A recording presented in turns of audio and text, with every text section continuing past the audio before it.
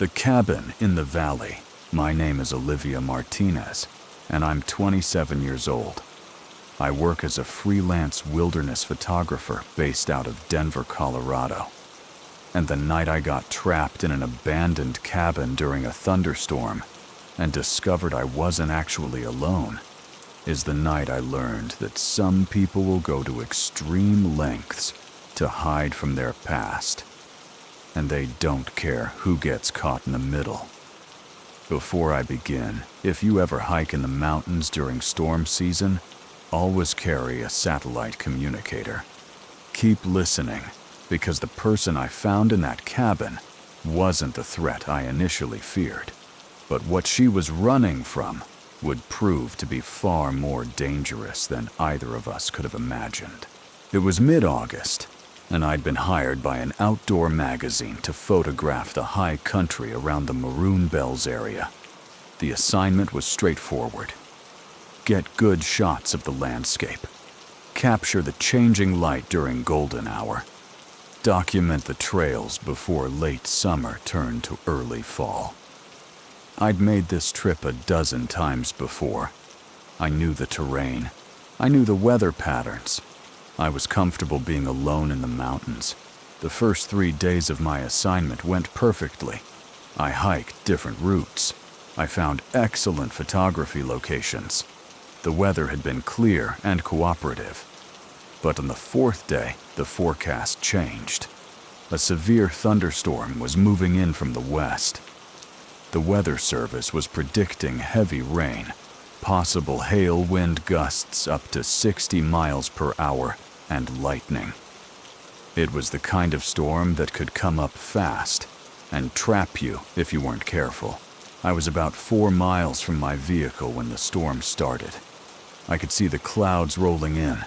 I could see the light changing. I could feel the pressure dropping. I knew I needed to get to shelter immediately. I didn't have time to make it back to my truck. I didn't have time to get to the main trail and hike down. I needed shelter now. That's when I remembered the cabin. I'd heard about it from other photographers and hikers. It was an old emergency shelter built by the Forest Service decades ago. It was maybe a mile off the main trail, accessible by an overgrown path that most people didn't know about. It was basic. Just a small structure with a roof and 4 walls. But it would keep me dry during the storm. It would keep me safe until the weather passed. I found the path.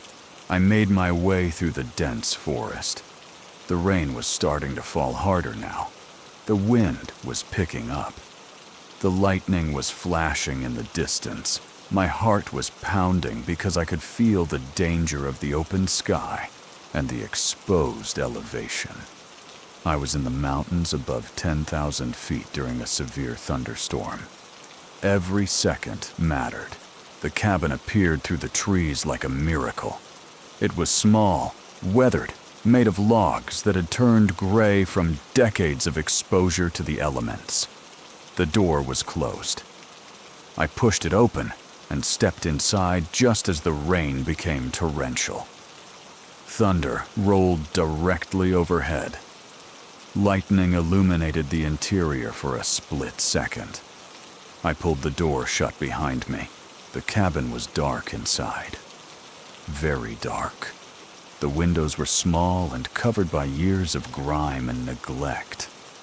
I pulled out my phone. I turned on the flashlight. The beam cut through the darkness and revealed the interior of the shelter. There was a wooden bench. There was a small table. There was a pile of old blankets in one corner. Everything was covered in dust. Everything looked like it hadn't been used in months, or maybe years. I sat on the bench and tried to catch my breath. The storm outside was intense. The rain sounded like it was being thrown at the cabin with tremendous force. The wind howled around the corners. The thunder was almost continuous now.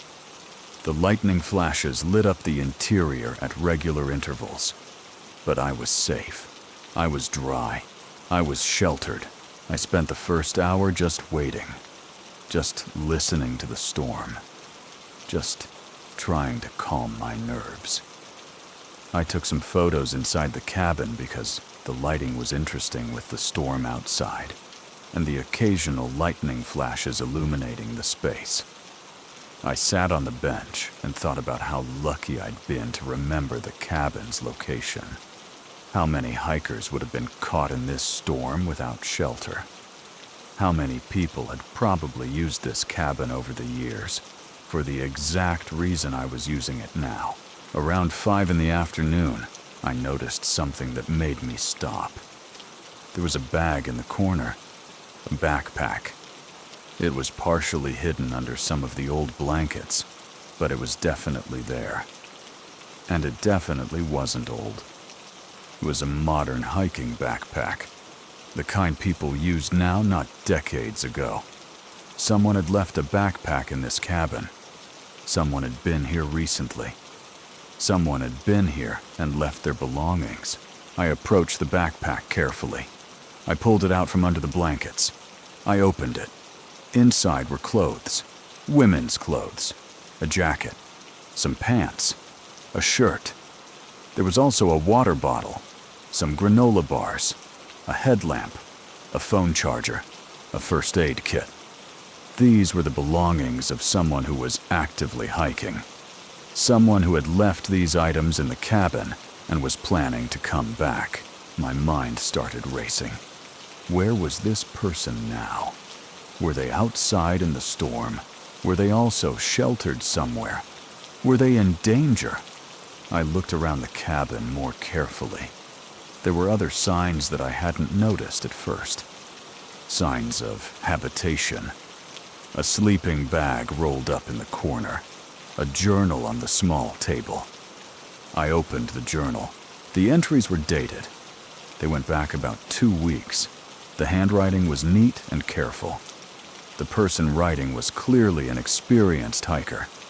The entries described different trails, different locations, different photo opportunities. Wait, photo opportunities. This person was also a photographer. I read more entries. They mentioned specific locations I had been to. They mentioned specific camera settings. They mentioned specific times of day for the best light. I felt a chill run down my spine. This wasn't just a coincidence. This person had been hiking the exact same routes I had been hiking. They had been photographing the exact same locations. They had been doing the same work I had been doing, and they had been doing it at almost the same time. I looked at the dates more carefully. The entries were dated for the same days I'd been out photographing. I was about to read more of the journal when I heard a sound that made me freeze, a sound that made my heart jump into my throat. It was a voice, a female voice. It came from outside the cabin. Someone was out in the storm. Someone was calling out. The voice said, "Hello. Is anyone in there?" The voice sounded scared. The voice sounded desperate. I moved toward the door. I opened it slightly. I could see a figure outside. A woman. She was soaking wet. She was shaking. She had a hiking backpack on her back. She looked directly at me, and her face showed a mixture of relief and fear. She said, "Please let me in." She said she was caught in the storm. She said she needed shelter. I opened the door wider. I told her to come inside. She ran into the cabin. I closed the door behind her. She was standing there, dripping water, shaking from the cold, looking at me with an expression I couldn't quite read. I realized immediately that this was the person who owned the backpack. This was the person who had left the journal and the supplies. This was the person who had been hiking the same trails as me. I asked her if this was her backpack. She looked at the backpack. She looked at me. And for a moment she didn't say anything. Then she said, yes, it was her backpack. She said she'd left it here to mark this location as a shelter because she knew she might need it.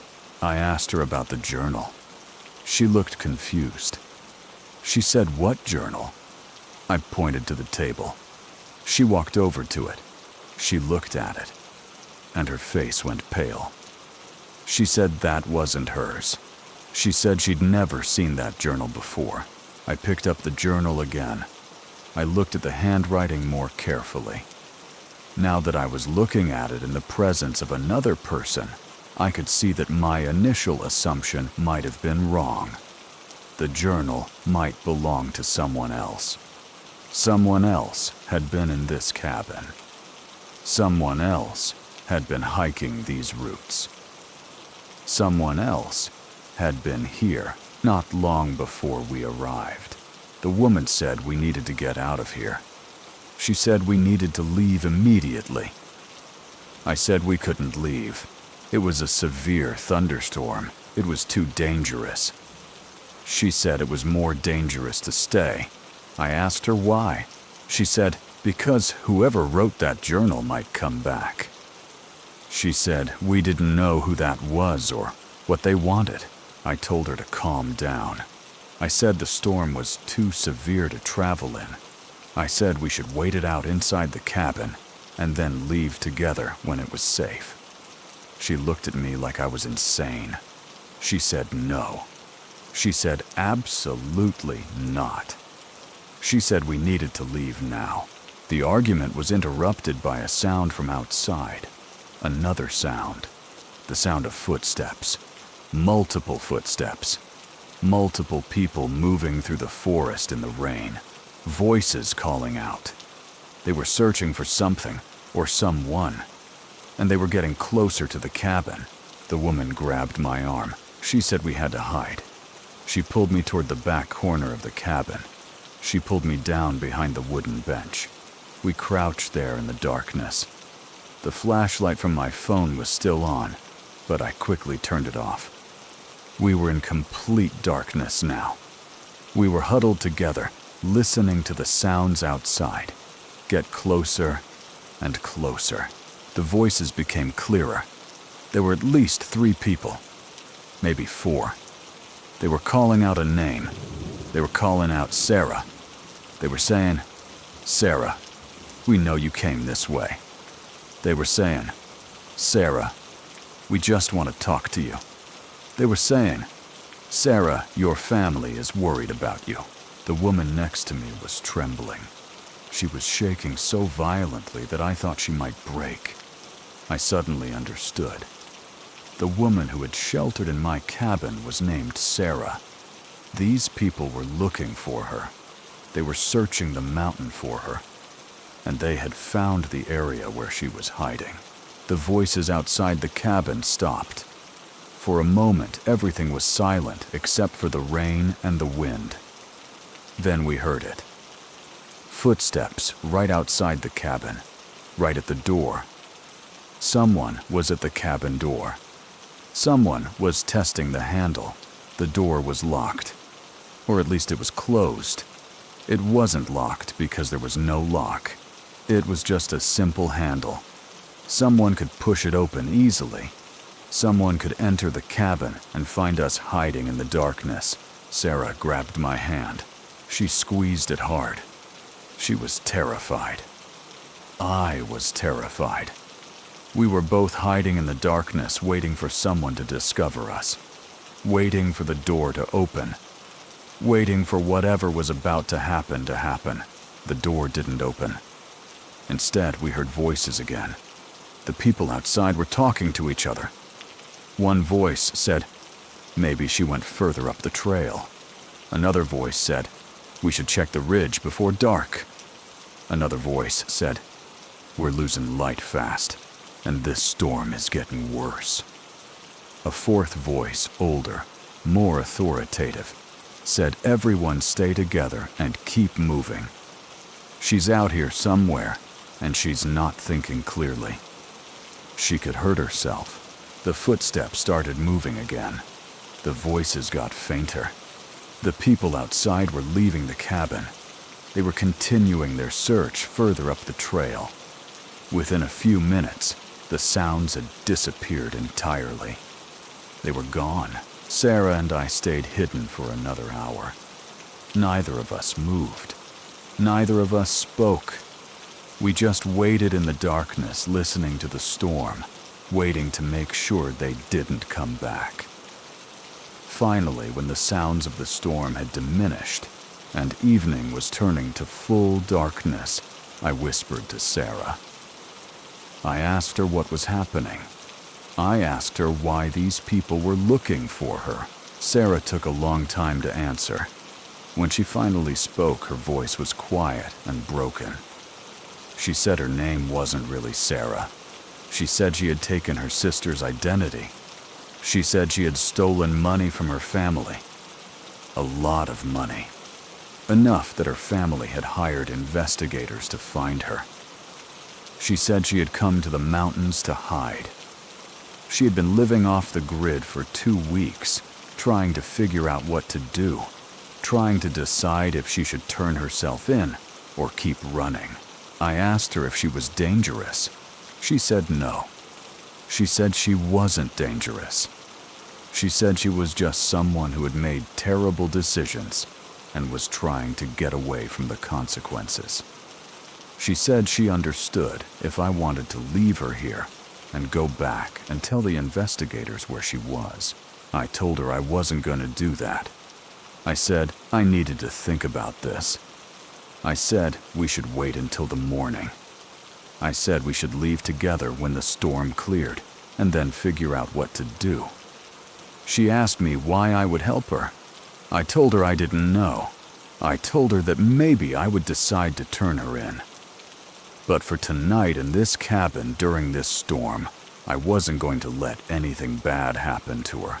We sat together in the cabin through the night. The storm eventually passed. The rain stopped. The wind died down. The lightning moved away. By early morning, the sky had cleared. Light came through the small windows of the cabin. When daylight came, Sarah told me her full story. Her real name was Sarah Chen. She was 31 years old. She had been working in her family's financial business. She had had access to accounts. She had felt undervalued and underappreciated. So she had taken money. A lot of money. $200,000 over the course of a year. And then she had run. But running hadn't made her feel better. Running hadn't solved the problem. Running had only made her realize how much she had hurt the people who loved her. She said she had realized somewhere on the second day of hiking in the mountains that she couldn't keep running forever. That she would always be caught. That the only way forward was to go back and face what she had done. I hiked out of the mountains with Sarah that morning. We walked down the trail together. When we reached the main road, there were investigators and police waiting. Sarah's family had been coordinating the search.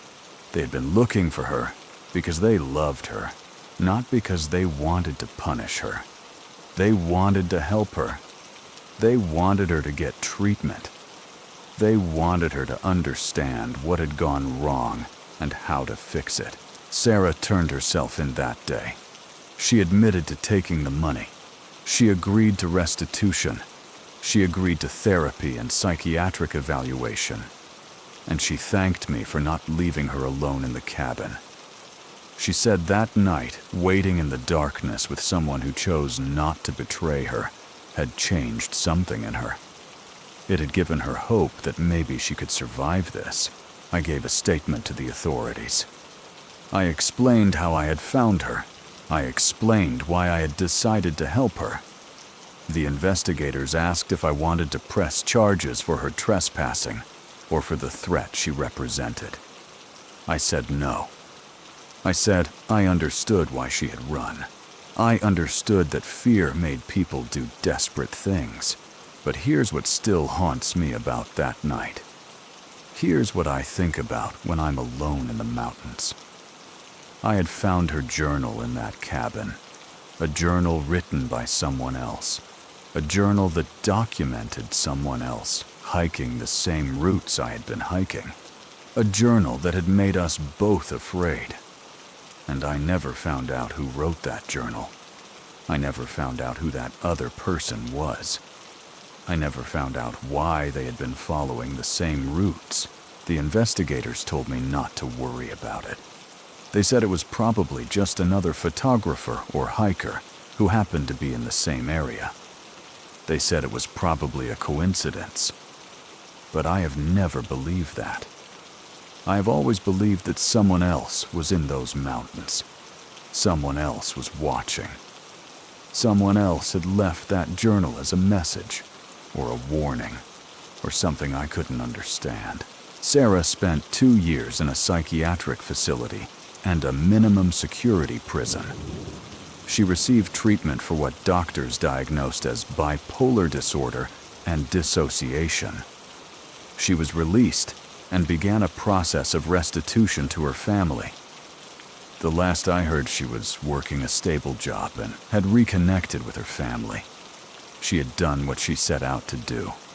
She had faced her consequences, but I still think about that cabin. I still think about that journal written by someone I never identified. I still think about the possibility that someone was watching in those mountains. Someone was following the same paths I was following. Someone was documenting the same locations I was documenting. I have researched the cabin since then. I have looked into the history of the emergency shelters in that region.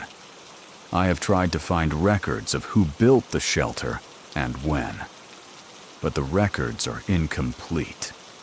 There are other shelters in the area that have similar histories. Shelters that have been used and maintained by volunteers and by the Forest Service over decades. Every time I go hiking now, every time I'm in the mountains alone, I think about that cabin. I think about finding a journal written by someone unknown. I think about the possibility that I was never truly alone in those mountains. I think about someone else who might be out there hiking the same routes, photographing the same locations, documenting their own journey. And the scariest part is this. The scariest part is knowing that mountains are vast and empty, and there are thousands of places to hide, and thousands of ways to disappear. And there are people who know how to disappear in those places. People who understand the terrain better than I do. People who have been doing it longer than I have. Sarah's story was resolved. She faced her consequences. She found help. But the other person, the one who wrote that journal, the one who was hiking the same routes, the one who left their belongings in that cabin and knew to return there for shelter, that person was never found. That person was never explained. That person remains a mystery. I have continued my work as a wilderness photographer. I have continued hiking in the mountains, but I am never truly alone anymore. I carry with me the knowledge that in those vast empty spaces, there are other people. People hiking their own journeys. People documenting their own experiences. People who leave behind journals and belongings and evidence of their passage through the wilderness. And every time I find a forgotten item on a trail, every time I see evidence that someone has passed through before me, every time I notice a journal or a note or a marker left by someone unknown, I think about that cabin. I think about Sarah. I think about the person who wrote that journal. And I wonder if they are still out there in the mountains. I wonder if they are still hiking. I wonder if they are still following the same routes that I follow. And I wonder if one day I will finally meet them face to face and learn the truth about who they are and what they are doing in those mountains. The thunderstorm that night brought Sarah to me and brought me face to face with the reality that we are never as alone as we think we are, that the mountains hold secrets, that people hide in the wilderness for reasons we can never fully understand, and that sometimes the scariest thing isn't the danger we can see. It's the mystery of the person we can never quite identify. The person who was there before us. The person who left behind only a journal and a question. The person who remains unknown.